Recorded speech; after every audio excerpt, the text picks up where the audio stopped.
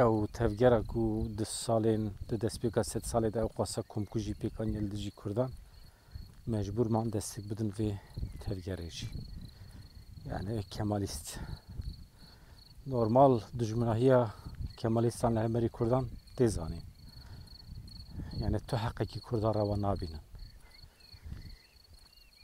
ama dîsa jî ji bo xatirê guherînê Kurdan fedakarî kir ji navenda wan İzmîrê zêdetir dengê xwe bikaranîn Dan Kılıçdaroğlu li Bakurê Kurdistanê me rû dinêre li her bajarê derdora sedî heftê sedî heştê deng çûne ji Kılıçdaroğlu re AKP jî têk çû êdî Kurd baweriya xwe bi AKP û derdora wî nayînin ev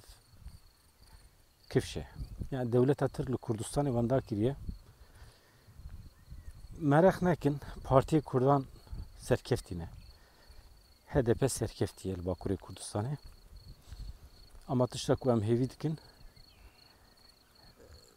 bikaribe dengê 20 milyon Kurdî bigire li Bakurê Kurdistanê li temamê Tirkiye bixwasî 20 milyon hilbijêrên Kurd hene HDP niha kêm zêde xwe digîne 8 milyonî lê hî maye ew Kurdên em behs dikin Kurdên derdora Meletî, Elaziz, Samsur, Antep, li wan dera hinekî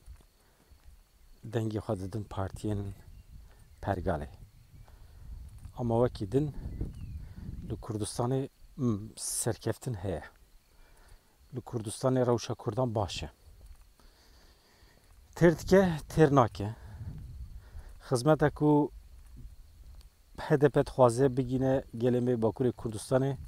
nikare bigîne astengî heye dewleta Tirk asteng e naxwaze HDP xizmet bike ji vî milletê re rêveberên vê partiyê avêtine hepsê hevserok jî şaredar jî tev avêtine hepsê navenda xizmetguzariyê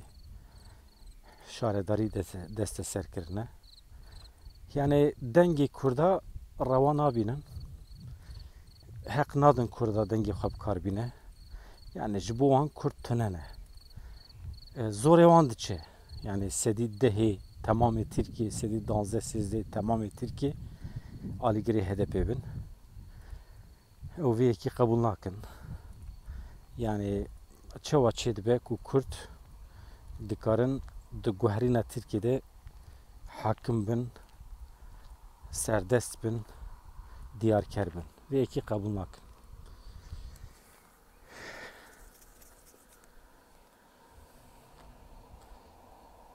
ama dawiya dawiyê de ew ê mecbûr bimînin qebûl bikin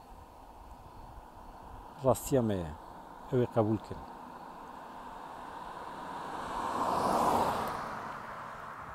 guherîn wê çêbe ji xwe Kurd jî zanin yani çêbû çê nebû çê nebû ew ê berê xwe bidin derekî din ew ê biryarê radîkal bigirin îcab bike ew ê ji Tirkiye biqetin îcab bike ew ê dewletên din ên cîhanê saziyê navnetewî bixin dewrê ew ê bêjin yani em ne mecbûrin dîktatoriyê qebûl bikin madem ki milletê Tirkiye paranî piştgirî dane dîktatoriyê dixwazin dibin koletiya wan de bijîn em ne mecbûrin vê qederê qebûl bikin ême rêyekî din jî heye hem dixwazin qedera xwe bi xwe tayîn bikin